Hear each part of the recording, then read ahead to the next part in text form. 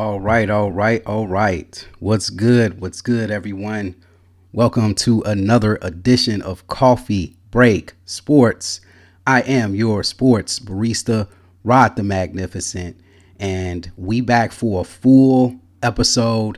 I cannot wait. This is the second live show that I'm doing, but before I get into all of that, hit the like button, hit the subscribe button. Hey, if you come into this live, hit that, ring that doorbell, and that doorbell means hit that like button because that will only help the algorithm for my show of Coffee Break Sports. And if you've been following me up until this point, usually I do my picks every week, but I'm going to do something a little bit different here. I'm going to basically ramble off all my picks for the week of the NFL, week 6 of NFL action. And then I'll go over my top 3 games. And then, of course, you see the third topic of today. You got the Bears versus the Commanders. And for those who follow me on this page, I am a Bears fan. And so I look forward to talking about this. And last but not least, I will be remiss if I went through this whole show and not talk about the decision part 2, LeBron James. So I'm going to get into all of that. But first, let's start off with these picks. Okay. And so we're going to get right into it. And here we go. Ain't nothing to it but to do it. And so we're going to start off with our first game of Sunday, which is a overseas game between the Broncos and the New York Jets. The Broncos are coming off a natural high of beating the Eagles last week, and a come from behind victory over the Philadelphia Eagles, in which the Eagles had so many opportunities to win that game, especially on that long, deep pass to A.J. Brown, which he basically kind of took his time on the route because he figured he wasn't going to get the ball from Jalen Hurts. And lo and behold, him slowing down, he missed out on Jalen Hurts finally finding him open. And we all know the rest of the story. The Broncos go on to win that game. They're coming into this game against a Jets team that's looking and starving for their first win of the season. And boy, I don't know, man. The Jets, at the rate that they're going, they might be looking at an 0-17 season. I hate to say it. Now, I hope that don't happen, especially for my boy Justin Fields. And yes, Justin Fields, we all know he is what he is at this point. We all come down to it. There's no more trying to fix Justin Fields. That story is over with. Basically, he is what he is. A guy that can run the football, and he's known as a running back / quarterback. And that's what we got here. We got a guy that is basically a running back playing quarterback, and this team is in shambles. And Breece Hall called the team out, basically said he wants to win. He's tired of losing. Breece Hall, I hope the Bears are listening as well when it comes to Breece Hall and hearing his voice. But neither here or there. I got the Denver Broncos winning this game. They are a 7.5 point favorite. Up next, we have the Cardinals going up against the Colts on the road. The Colts are red hot, ladies and gentlemen. I mean, who's ready to jump on the bandwagon for the Indianapolis Colts? I'm actually getting there. At first, I was fighting against it. Now, yes, what I also mentioned earlier in episodes when I did my picks in previous weeks that the Indianapolis Colts, I had to see them beat a competitive team. All right. A team that is worthy of a challenge, right, to them. They did beat the Broncos, which is better than we all expected. So that's a legit win. They lost to the Rams, but in a close fashion. I mean, they gave the Rams all they can handle. And so I'm sold on this Colts team. Do I have them win the division? I'm still standing by what I picked. I did pick the Jaguars to win this division. I'll be getting to the Jaguars in a minute, but man, the Colts, they got a lot of room on this bandwagon, man. Come on down. And I'm on it. I'm on the back seat. I'm on the wagon. Come on, follow me. I'm a believer in the Colts. I think the Colts will win this game against the Cardinals team that had one of the most embarrassing losses in NFL history. They are a 7-point favorite over the Cardinals. I will take that. I think the Colts will win this one easily. Up next, we have up to bat the Chargers going up against the Miami Dolphins. Chargers coming off a surprise loss to the Washington Commanders. I have the Chargers winning this one. I think the Chargers are the better team. The Dolphins got a lot of question marks going on with that squad. And so I got the Chargers winning that one. And the Dolphins almost lost to the Jets, man. Like, the Dolphins are they're just, I don't know. I don't know what's going on with the Dolphins right now. But the Chargers also acquired edge rusher Odafe Oweh, if I am saying that right, from the Ravens too. So that might be a boost to their pass rush. They really couldn't get any pressure on Jaden Daniels last week, so maybe that will help. We'll see what happens. But the Chargers are a 4.5-point favorite. Up next, we got the New Orleans Saints going up against the Patriots. Not going to expound too heavy on this one. I got the Patriots winning this one on the road over the Saints. They are a 3.5-point favorite. Although I am very impressed with Drake May's performance against the Bills last week. That was his coming out party. Let's see if he can keep it up. And I think the Saints is a perfect team to follow up that performance to keep the hot streak going. Up next, we got the Browns going up against the Steelers. And the Browns made a trade heard all over the world by trading Joe Flacco to the Bengals. And the Steelers coming off a bye week, I think they will be ready. Mike Tomlin always has his teams ready after the bye week. I think they beat a Browns team that, even though they're 1-4, they're still a tough out. And, although there's still some quarterback controversy brewing in Cleveland, we still don't know what the verdict is going to be with this team. We don't know who's going to be the starter. Will it be Dillon Gabriel? Will it be Shedeur Sanders? Well, right now it's Dillon Gabriel. All right, it's Dillon Gabriel. He's the guy. He's the man until proven otherwise. But Shedeur moved up to the number 2 spot, which I'm happy about. And let's see what happens. Anything can happen in the NFL. But right now, I got the Steelers winning this one. They are a 5.5-point favorite. Up next, we got the Cowboys going up against the Carolina Panthers. And the Panthers, they've been playing some up and down football this year. This could be a trap game for the Cowboys if they're not careful. But I got the Cowboys winning this one. The Cowboys are a 3-point favorite. And so even the odds makers feel like the Panthers can make something out of this game. But I got the Cowboys winning this one. I'll take my chance with their explosive offense and their opportunistic defense going up against a Panthers team that still doesn't have an identity up until this point. And then up next, we have the Seahawks going up against the Jaguars. The Jaguars coming off an impressive come-from-behind victory over the Kansas City Chiefs, where we saw Trevor Lawrence stumble twice after a snap and then getting up and rushing for the game-winning touchdown over the Chiefs. And very impressive performance by the Jaguars.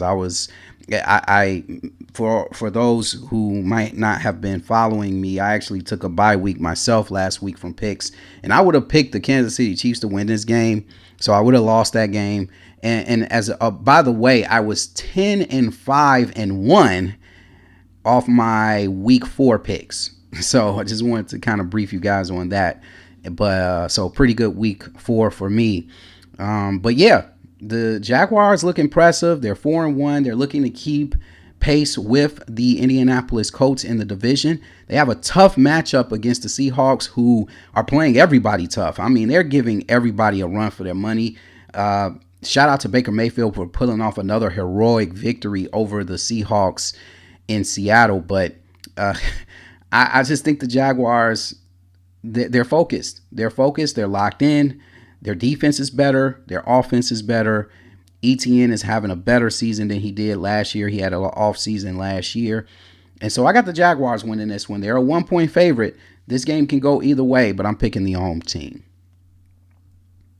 Up next, we got the Rams going up against the Baltimore Ravens, who are in shambles right now. I mean, they are sitting at 1-4. If you would have told me that the Ravens would be 1-4 by week 6, I would not have believed you. But golly, I mean, I did not expect the Texans to go up in that building in Baltimore and embarrass the Baltimore Ravens like that. It's been a long time since I've seen the Ravens get embarrassed like that at home.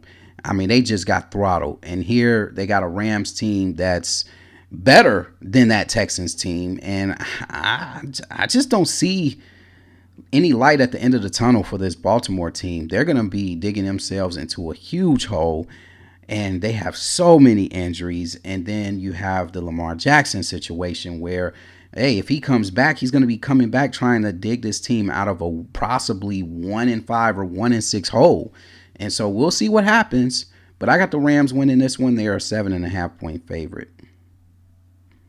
Up next, we have the Raiders and the Titans to kick off our 3 o'clock games. This one's easy. I got the Raiders winning this one, even though the Titans, they were able to squeeze out a surprise victory over the Cardinals.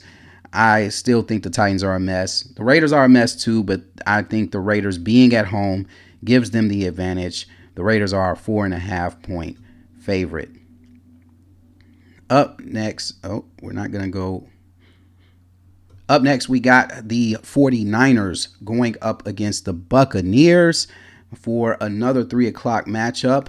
And the 49ers, I think out of all the teams in the NFL, you could say what you want about the Bills. You could say what you want about many other teams that are the top teams in the NFL right now, standing at 4-1. Nobody has had a more impressive 4-1 start than the San Francisco 49ers. I mean, a team bombarded by injuries. Injuries came into Los Angeles with their 49ers fans, which dominated the crowd, by the way. Los Angeles, show some love for your football teams, by the way. Like, what's up? What's up, LA fans? Why y'all not showing any love to your football teams? I mean, the Chargers and the Rams literally are on the road for 17 games a year. I know the Lakers. I know that the LA is a Lakers town. You know, the Clippers even get more love. The Clippers even get more love than their football teams, right? Man, LA, show some love for some football, guys. They gave you that beautiful stadium. Go in there and show some love for your teams, man. But anyway, the San Francisco 49ers have been very impressive, but I just don't think they're better than the Bucs here. I got the Bucs winning this one at home in another close game. I think Baker Mayfield puts on his Superman cape once again, and pull off another victory. And Baker Mayfield could find himself in an MVP conversation this year if he keeps playing like this hero ball that he's been doing. I mean, he has been very impressive. And man, Joe, I can't wait to see this game. This is going to be a nice one. This one just missed the mark for my top 3 games of the week, but this one's big. Be on the lookout for that one. And then up next, we got the Buffalo Bills going up against the Falcons on the road. This could be a trap game for the Buffalo Bills after losing at home to a Stephon Diggs revenge seeker of a game by the Patriots, man. And, you know, I would have picked the Bills to win that game last week. I'm still shocked that the Bills lost that game. But I got the Bills bouncing back. I don't see them losing 2 in a row here. The Falcons are a mess right now. Yes, they've had some impressive wins here and there. They're 2-2, but they're not a convincing 2-2. They feel like a 0-4 team right now. Even though they played well in their last outing before the bye week. I don't know. I just don't see. I know the home fans are going to be rooting for them.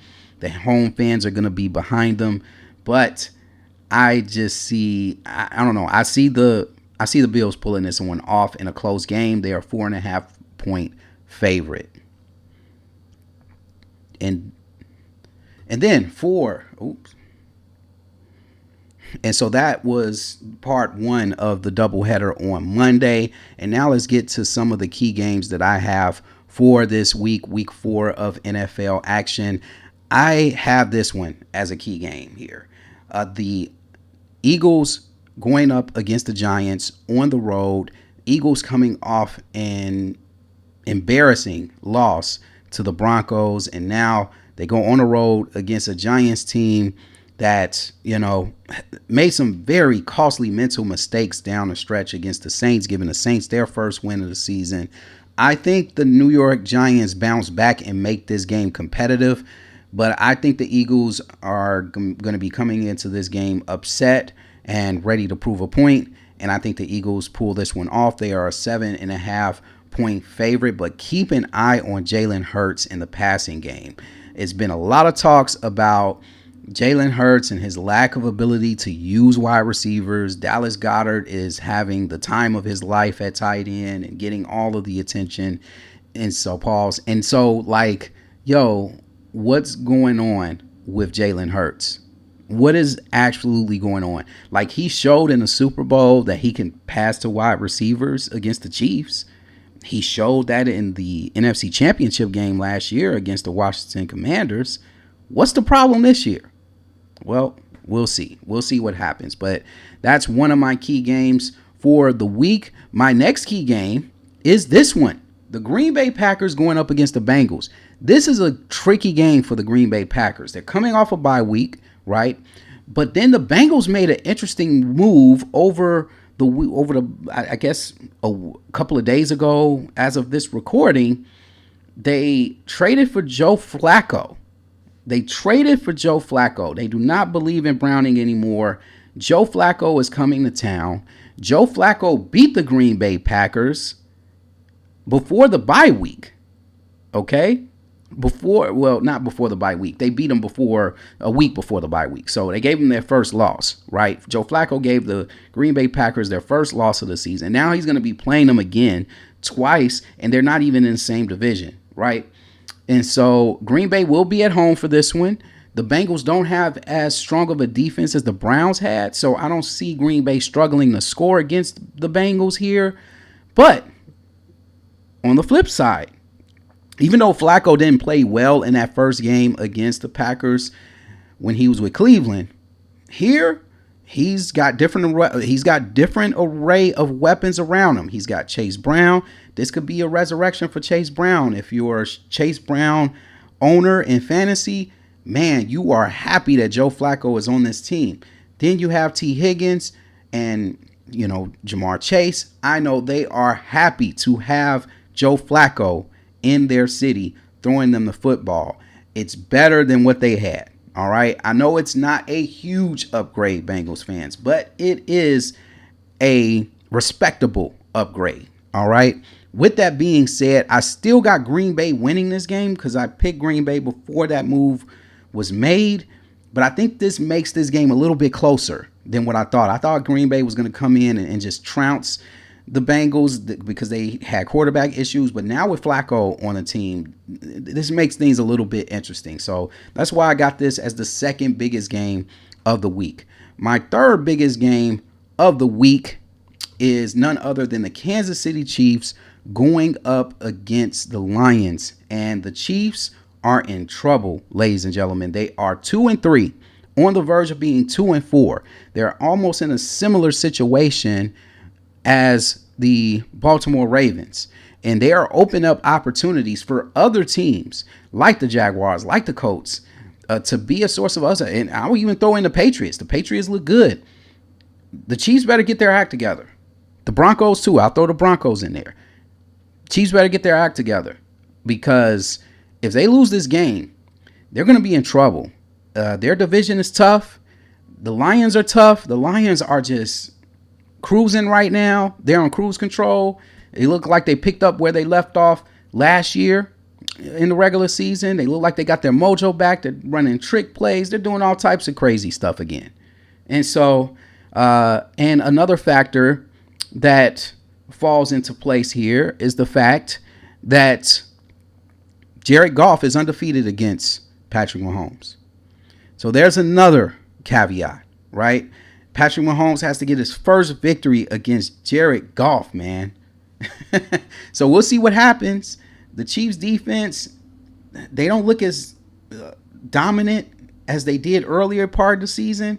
So we'll see what happens. But I think this is going to be a close game because the Chiefs are at home. They're going to have a home field advantage. They are a 2.5 point favorite here. And I'm going with the Chiefs here. I think the Chiefs can pull off the win against the Lions. And for me personally, for selfish purposes, I'm going against the Lions here because I'm a Bears fan. Yeah, I'm a Bears fan. I want to stay on track because I can't wait. I can't wait, ladies and gentlemen.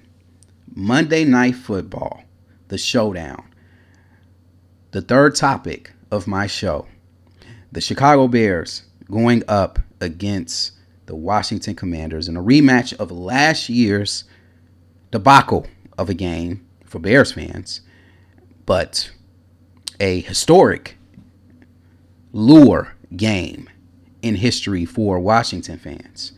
The Hail Mary heard around the world by Noah Brown, thanks to the lack of defense being played by Stevenson, who tapped the ball into the hands of Noah Brown. You guys have seen the instant replay 1,000 times until this point. I'm sure they're going to play it 1,000,000 times during the pregame shows leading up to this game. So I'm not watching any of the pregame. I just want to get to the game. I just want to watch these two teams square it off.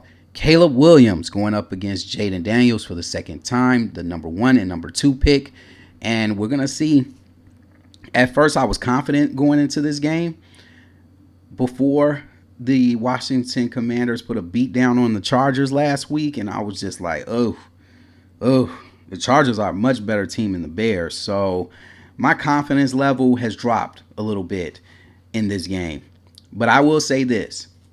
One thing that I didn't take into consideration is that not only is this a revenge game for the Chicago Bears in general, the players, but it's also a revenge game for the coach of the Chicago Bears, Ben Johnson. As you recall, the Washington Commanders eliminated the Detroit Lions last year out of the playoffs.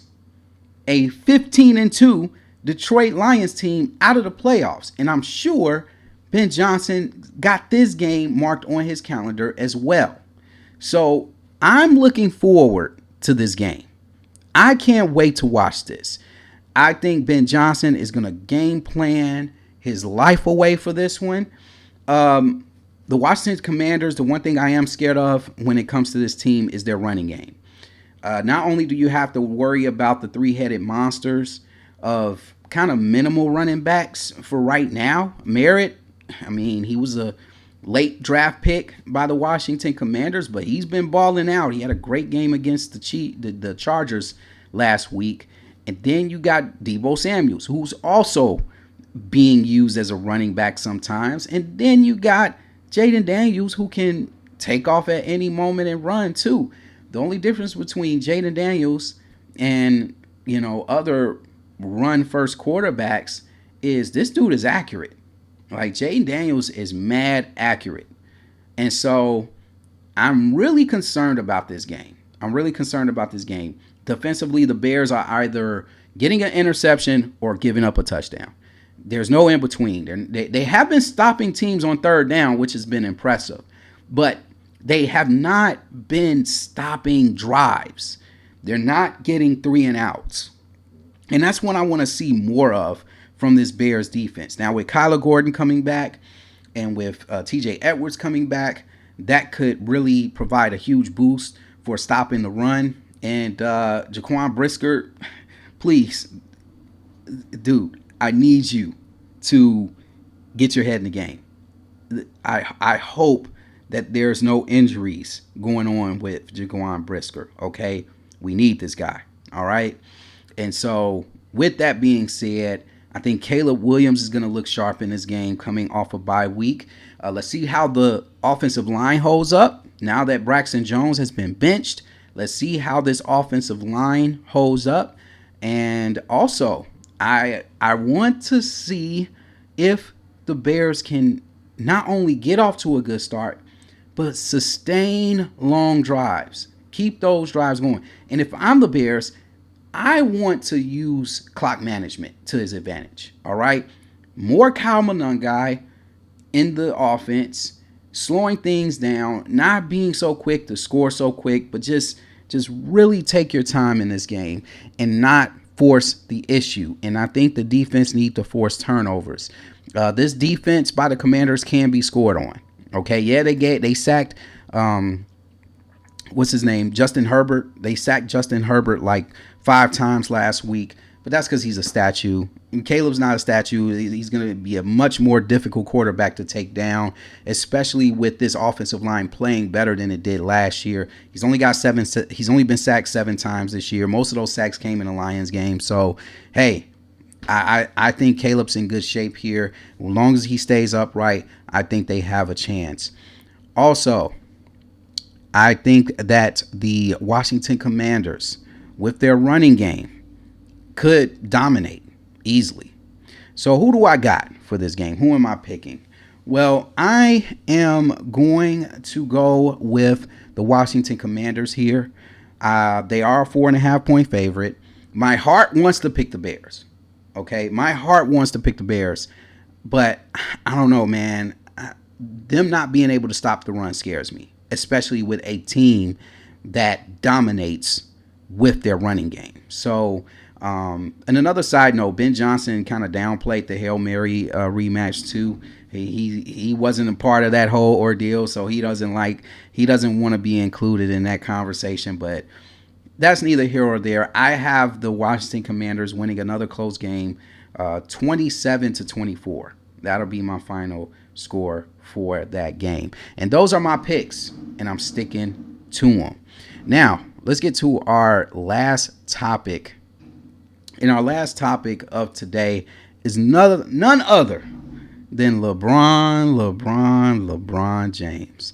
LeBron James, a couple of days ago, took the media by storm with a teaser, basically sitting down with an analyst to tell him the news about what he's going to do. What that thing was, we didn't know at the time. But when I first saw the ad for it, I laughed. I laughed to myself. Charlie Murphy, Prince, Dave Chappelle show laughed, because I just could not fathom that this dude is going to retire in this way. All right. I was not fooled. I knew this whole thing was a setup to promote something. And so I never took this whole thing seriously. And then when he revealed that it was for Hennessy, everybody was just losing their mind like the Joker. And next thing you know, you have people so angry to the point where a Lakers fan, as of this recording, is suing LeBron James for false advertisement or something like that, with his decision too, because he went out and bought Lakers tickets to a Lakers versus Cavs game where I guess that apparently he was trying to aim for LeBron's last matchup against the Cavs being a marquee game. And yeah, there you have it. A lot of fans upset. This channel here at Coffee Break Sports is not, and I repeat, it is not a LeBron hate channel. Okay? It's not a LeBron hate channel. My GOAT is none other than the one and only Michael Jordan. All right?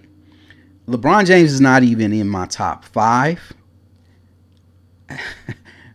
Feel free to attack me in the comment section, but I have my legit reasons as to why he's not in my top 5. And maybe I can go over that later on as the show takes off. But LeBron James is basically my take on this whole thing is all the years of scrutiny that he feels like he's been facing from the media, from people saying he's not the GOAT, from people who still worship Michael Jordan, from people who basically don't accept him as the GOAT. He's taking all of his trolling anger out on everyone. It started with the Mind the Game podcast, where he goes on this podcast and he's dissing, the NBA from back in the 60s and 70s and 80s and 90s. Is like everything NBA right now between 2020 to 2025 is the greatest display of NBA basketball that we've ever seen in our entire lives. That's how he's trying to dress up. Or I think he's trying to anything 2016, because that's his marquee year. That's the year he said that's what made me the GOAT. That whole ordeal with Golden State, from that point all the way up until this point, is the greatest display of basketball we've ever seen, right?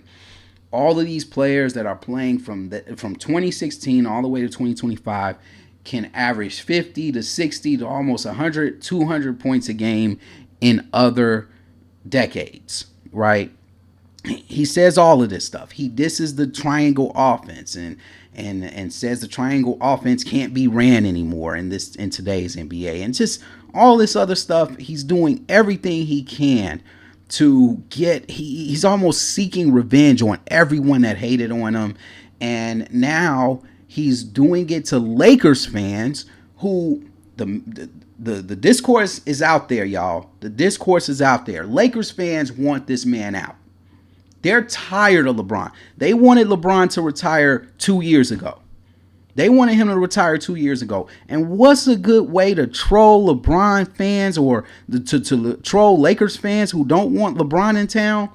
Force them to go rush back to Ticketmaster and buy $800 tickets to games that he's not going to announce his retire at. I mean, come on, man. LeBron James is a mastermind of troll. He's the mastermind of troll. And so that's pretty much all I got. I mean, that LeBron, do better, man. Do better. That was corny. For my message to LeBron, I think that was corny. I just think that was corny. I knew it was a corny move from the minute I saw the billboard for it or the thumbnail for it. I knew not to take that whole thing seriously. So it is what it is. Shout out to all of the people who are standing on business of LeBron not being the GOAT. But remember, this is not a LeBron hate channel. All right. So don't come bring that energy over here. All right. And that will do it for this edition of Coffee Break Sports. I am your sports barista, Rod the Magnificent, doing this whole live thing. Hey, if you snuck in and watched just for a few seconds, I appreciate it. But yeah, I appreciate everyone that have tuned into the live show. I will be breaking some of these episodes. I'll be breaking this segment into separate episodes so it can be much easier for you to watch different topics that I have discussed for this week. Until then, I will see you guys on the next episode. When it comes to coffee, when it comes to sports, stay grounded for life. I will see you guys on the next episode. Peace.